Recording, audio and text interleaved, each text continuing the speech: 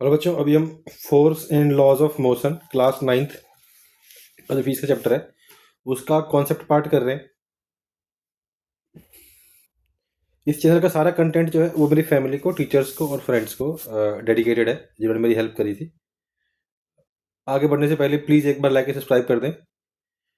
अभी हमने क्या क्या पढ़ लिया? फर्स्ट लॉ पढ़ लिया, सेकेंड लॉ पढ़ लिया। फर्स्ट लॉ क्या बोला कि जब भी तुम unbalanced force, unbalanced plus external दोनों ध्यान रखना है, क्या अनबैलेंस्ड और एक्सटर्नल लगाते हो तो जो वेलोसिटी बोलो या फिर स्टेट बोलो कि ऑब्जेक्ट जिस स्टेट में था, है ना, वो चेंज होगा।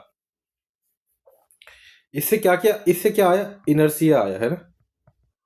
इससे क्या आया? इनर्सिया आया फर्स्ट लॉ से। सेकेंड लॉ क्या बोला कि जितना फोर्स आपने लगाया है ना, उसी के हिसाब से क्या होगा? मोशन का रेट क्या होगा? उसी के हिसाब से चेंज होगा। दो चीज बताई आप लोग को सेकेंड लॉ ने, एक मोमेंटम बताया और एक बताया रिलेशन निकालना फोर्स का, जिस ऑब्जेक्ट पे फोर्स लगा है उसका मास और उस ऑब्जेक्ट पे इस फोर्स की वजह से कितना एक्सीलरेशन प्रोड्यूस हुआ। अब देखते हैं थर्ड लॉ ऑफ मोशन क्या कहता है।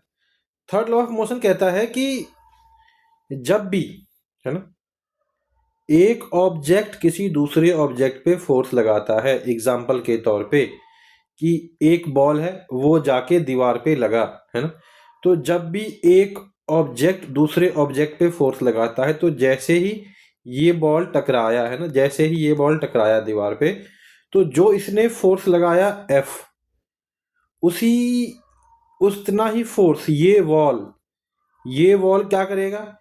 इस बॉल पे लगाएगा, है ना। ये क्या होगा? एफ। बट डायरेक्शन क्या होगी इसकी? अपोजिट। तो ये एफ है तो ये क्या हो जाएगा? माइनस एफ, है ना। और उसी टाइम पे लगा देगा, सेम टाइम पे, है ना।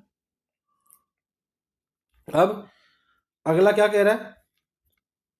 अब अगला क्या कह रहा है कि ये जो फोर्स है, एक जो बॉल ने लगाया, है ना, एफ, और एक जो दीवार ने लगाया उसी पॉइंट पे लगेगा क्या? Minus F. ये हमेशा, एक दो केस में नहीं, हमेशा इक्वल होंगे मैग्नीट्यूड में, है ना। और डायरेक्शन क्या होगा? अपोजिट। जो कहावत है ना, जैसी करनी वैसी भरनी, वो यहीं से निकल के आया होगा। अगला पार्ट क्या है? These force act on different object and never on the same object. तो क्या कह रहा है? ये फोर्स, तो जो एफ फोर्स बॉल ने दीवार पे लगाया था, तो बॉल ने किस पे लगाया? दीवार पे। और ये जो माइनस फोर्स है ये किस पे लगेगा? बॉल पे। कौन लगाएगा? दीवार। तो ऑब्जेक्ट क्या हो गया? एफ जो लग रहा है वो वॉल पे लग रहा है, माइनस एफ जो लग रहा है वो किस पे लग रहा है?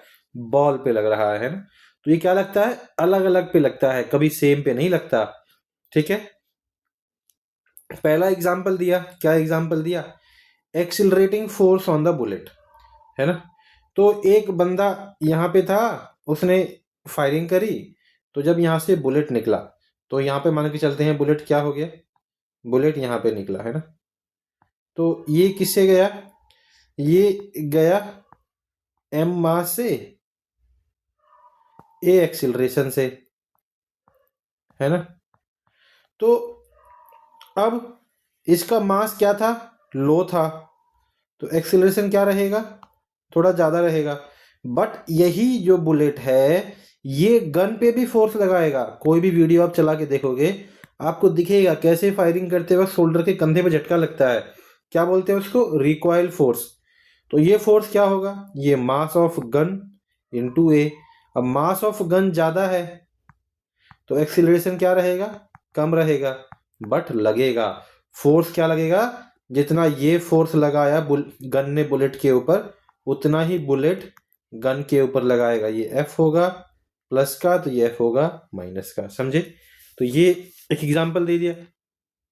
दूसरा एग्जांपल दे रहा है कि ये भाई बोट से उठ के इस पे आ रहा है, जो साइडवेज बना हुआ है रिवर बैंक, उस पे आके बोट से उतरने की कोशिश कर रहा है। तो उतरा तो इसके पैर ने क्या किया? इस इसने क्या किया? ये जब आगे गया तो बोट ने क्या किया? अगर इसको आगे की तरफ फोर्स लगाया तो इसके पैर ने क्या किया? बोट को पीछे की तरफ फोर्स लगाया। तो बोट ने इसके पैर पे एफ, इसके पैर ने बोट को पीछे की तरफ माइनस एफ। ठीक है। अब एक बार फटाफट एनसीईआरटी देख लेते हैं क्या कहता है। तो थर्ड लॉ ऑफ मोशन में जो कॉन्सेप्ट वाला पार्ट है वो तो एनसीईआरटी से हमने उठा ही लिया। ये रिकॉइल वाला एग्जाम्पल पढ़ लिया, ये बोट वाला एग्जाम्पल पढ़ लिया, एक ये वाला एग्जाम्पल है, ये अपने कोस्टर पे खड़ी है, ये अपने कोस्टर पे खड़ी है।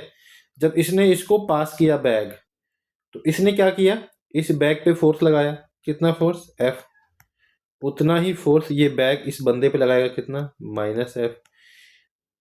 तो इसकी वजह से क्या होगा, इसका जो ट्रॉली है वो क्या जाएगा, थोड़ा सा पीछे जाएगा, क्या जाएगा, थोड़ा सा पीछे। आप लाइव एग्जाम्पल करके देख सकते हो, है ना, सेम फॉलो करेगा। तो ये चैप्टर यहाँ खत्म होता है। अब उसके बाद अगले वाले वीडियो में हम क्या करेंगे, सारे क्वेश्चन एंड आंसर करेंगे। So thank you again for watching complete video. एक बार क्लोज करने से पहले प्लीज़ लाइक एंड सब्सक्राइब कर दें, और किसी भी टाइप का अगर आप हमें सपोर्ट करना चाहते हो तो इस यूपीआई हैंडल पे आप पे करके हमारी हेल्प कर सकते हो। और ये हमारा ईमेल आईडी और टेलीग्राम लिंक है। तो अगर आप हमारे चैनल पे पढ़ाना चाहते हो, या आपको 1-to-1 क्लासेस चाहिए, ठीक है, या फिर आपको किसी क्वेश्चन का आंसर चाहिए, या कोई कॉन्सेप्ट समझना है डिटेल में, तो प्लीज़ आप इस पे लिख के हमें कम्युनिकेट कर सकते हो हमसे। We will definitely help. Thank you again for watching complete video.